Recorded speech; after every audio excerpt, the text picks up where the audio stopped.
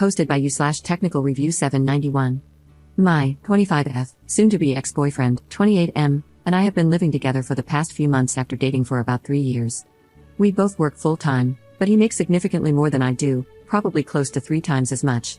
I honestly couldn't tell you exactly how much he earns because he's very secretive about his income. We split our bills, with him paying about 60%. Even so, it's tight for me, but I've been making it work. I have no savings. When we moved in together, we each brought our own belongings. I had my bed, and he had his. He also had a couch. Our plan was to use his larger bed as ours and put mine in the guest room. We weren't planning to keep his couch forever. We agreed to buy a new one later because I couldn't afford a deposit, first month's rent, moving expenses, and a couch all at once. Before moving day, he threw out his bed and couch, deciding he wanted new furniture. He had a bedbug scare after visiting his grandmother, whose home had bedbugs. He thought he brought them back to his apartment, though it turned out he didn't, so I understood why he got rid of them. Here's where things got frustrating. He knew I couldn't afford new furniture at the time and would need time to save up, so he agreed to cover the cost, with me repaying him in monthly increments. However, he ended up purchasing a very expensive mattress and a new couch. I helped pick them out, but I repeatedly told him that if he chose such costly pieces, it would take me a long time to pay back my share. He went ahead anyway, and I gave him a realistic budget for what I could afford to pay monthly on top of rent and other bills. While I recognize he has spent more than I have, I'm living beyond my means with our current financial arrangement. We've argued about this, and he claims that I should do whatever he asks because he's been so generous financially. He often makes trivial or unreasonable demands. For instance, one evening, I got home early after an exhausting week and was relaxing on the couch when he came home. As he opened the fridge, he asked, "Will you make me a snack?" I was irritated. After all, he was already standing at the fridge, so I said no. He became extremely upset, and it turned into a massive argument. He accused me of being ungrateful for his financial support, and that all he's asking is for me to be nice to him. I told him I wasn't going to do everything he wanted just because he earns more. I pointed out that it's unfair for him to use my financial situation to control me. That's when he said something that shocked me. He said I'm not equal to him because I'm a woman and he's a man, and I should simply obey him without attitude. This wild take set me off. I told him I couldn't do this anymore and wanted to move out. He's told me many times he can afford to live here without me, so I assumed it wouldn't be an issue. There were other reasons I decided to end things, such as frequent boundary crossing, rude name-calling, and borderline physical abuse. He likes to playfully pin me on the floor, bite, grab, or immobilize me, calling it playful, but it makes me furious. I've made it very clear how much I dislike it. Now, I'm essentially holed up in the guest bedroom, trying to find a way out. I have no savings, and living with him has drained me financially. Staying here longer will only worsen things. My family lives hours away in another state, and I can't leave my job without notice. I've been looking for affordable places nearby, but it's an odd time of year to rent, and there aren't many options. I feel trapped and on the verge of losing my mind. Any advice would be greatly appreciated. Update 2 days later. It's 2 days later, and I have officially moved out of state. To all those saying he is physically and financially abusive, you were correct.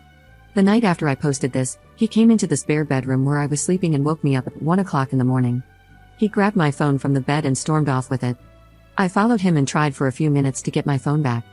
Eventually, I retrieved it, but he followed me back downstairs, then upstairs, then back downstairs again. He kept trailing me, grabbing my wrists and attempting to pin me to the floor or bed. He picked me up and tried to carry me out of the house while I yelled at him to stop and just let me go back to sleep. When I returned to the bed downstairs to sleep because it was the middle of the night, he jumped into the bed after undressing himself. He wrapped his arms and legs around me, immobilizing me, and then tried to bite me. While trying to push him off, I accidentally poked him in the eye. I swung my arms as much as I could while pinned by his arms, legs, and full body weight. He didn't stop until I screamed at him that I wanted nothing to do with him and to leave me the F alone. At that point, he became furious, got up, and said that if that's how I felt, I could get the F out right now. He then went to the closet where my clothes were hanging and began pulling them out. I tried to stop him, pulling his arm away from the hangers, and he stumbled back into the closet door. He continued shouting that I could leave and should find somewhere else to stay or go to a hotel. I broke down sobbing, completely drained, both mentally and physically, after about an hour of trying to get him to leave me alone. Around 2 a.m., I called my mom, sobbing, and told her I needed to come home and needed help. I explained what was happening while my ex stood over me in the guest bedroom, watching me as I sat on the bed. When he realized I was talking to my mom, he quickly changed his demeanor and told her, "I'm really sorry you're dealing with this. She's going through nicotine withdrawal and is treating me like crap." Through sobs, I yelled at him to leave me the F alone and to go away. At some point, He began recording me on his phone. This continued for a while. My mom stayed on the phone with me as my ex stood in the guest room. I eventually attempted to go upstairs onto our back deck to talk to my mom without him hovering. He followed me, still acting like an innocent victim. I started yelling again, telling him to leave me alone. Finally, he became irritated enough and said he'd go elsewhere for the time being. He packed a bag and said he'd give me time to move out.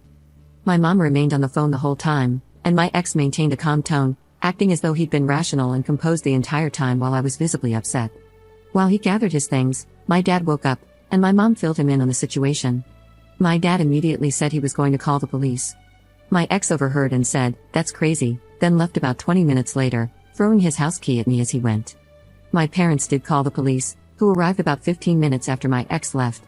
I explained what had happened, and they informed me that my ex had already called them before my parents did. He told them I had attacked him, hit him several times in the face, both open and closed-handed, and even claimed I had punched him. I showed the officer a red mark on my wrist from when my ex grabbed me, but the officer said there wasn't anything visible and no legitimate reason to remove either of us from the home. He explained that my ex could return if he wished, but we would have to avoid interacting. He added that affidavits with our statements would be submitted to the court, which would decide if charges would be filed against either of us. The officer left but returned with a domestic violence resource pamphlet. He also asked me to hand over the key my ex had thrown at me. I complied, and the officer explained that my ex had been sitting down the street from the house and would return soon. The officer instructed me to stay on the guest bedroom level while my ex stayed on the top level, and we were to avoid each other entirely. I agreed. My ex returned shortly afterward. I went back to bed downstairs, staying on the phone with my mom for the rest of the night, attempting to sleep but only dozing for brief moments. In the morning, my ex came downstairs, the level that was supposed to be off-limits to him per our agreement with the officer. I overheard him on the phone with the reporting center for abuse of adults or children. He gave them my name and information and mentioned my sister's name, and I heard him say something about violence in that family. About 20 minutes later, he came downstairs again while I was packing. I told him to go back upstairs and leave me alone. He responded, "I will. Just so you're aware, I'm having a PFA, protection from abuse order, filed against you, so I need to know when your parents will be here so I can let my attorney know." I ignored him, and he went back upstairs. As I continued packing, he came downstairs yet again. While I was in the guest bedroom changing, he pushed the door open, it wasn't completely latched, and asked again when I would be leaving. I told him to get the F out, that he could see I was changing, and to stop coming downstairs. He replied, "I need to know what date you'll be leaving so I can file the PFA. Once I file it, you can't be here." I sarcastically said, "Okay, great." He then walked back upstairs. My mom and dad discussed how his behavior seemed to be an intimidation tactic. I questioned why he claimed to be so afraid of me that he needed a protection order, yet felt comfortable repeatedly coming downstairs to confront me and walking around loudly on the phone. It felt like he was baiting me. Eventually, my parents arrived. They had called the police beforehand to request an officer to meet them at the house since my ex was still there. My ex, of course, spoke calmly with the officer, saying he'd leave so we could move my belongings.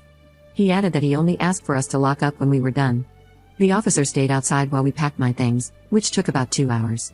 Once everything was loaded, I told the officer the house was locked, the key was left by the door, and I would be returning to my home state. I then went to my office building. I had talked with my supervisor earlier that morning about the situation. She was understanding and assured me they would pay out my sick leave and PTO to cover the next 4 weeks. She also said that my position would be reserved if I decided to return. I thanked her profusely, apologizing for the abrupt departure, especially from a job I had loved and planned to stay at long term. Now, I'm back in my home state with my parents and siblings, and I feel like I'm living in a fever dream. None of it feels real. This has been the worst 24 to 48 hours of my life. I'm dreading what's to come if I have to go to court, if my ex actually files for a PFA, or if the court believes his statement and files charges against me. I don't know what will happen next, but I'm out, and I'm safe.